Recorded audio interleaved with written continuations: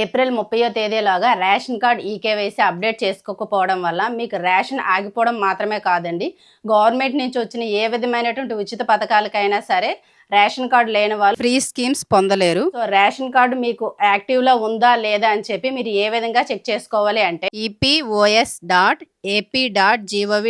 వెబ్సైట్లోకి వెళ్ళి ఇక్కడ ఈపోజ్ అని చెప్పి వెబ్సైట్ కనిపిస్తుంది కదండి, ఇక్కడ ట్యాప్ చేస్తే గనక మీకు సైట్ ఎలా ఓపెన్ అవుతుంది. ఇలా ఓపెన్ అవ్వగానే పైన హోమ్ రిపోర్ట్స్ అని చెప్పి చూపిస్తుంది కదా, సో ఆ ఆప్షన్స్లో రిపోర్ట్స్ పైన ట్యాప్ చేయండి. ట్యాప్ చేయగానే ఇక్కడ మీకు కొన్ని ఆప్షన్స్ చూపిస్తుంది కదా, వాటిల్లో ఫస్ట్ MIS అని చెప్పి ట్యాప్ చేయండి. ఈ ఆప్షన్ పైన ట్యాప్ చేయగానే మీకు మళ్ళీ ఇంకొన్ని ఆప్షన్స్ చూపిస్తుందండి. ఇప్పుడు ration card, rice card option ని ట్యాప్ చేయండి. ట్యాప్ చేయగానే మీకు పేజ్ అయితే కనుక ఎలా ఓపెన్ అవుతుందండి.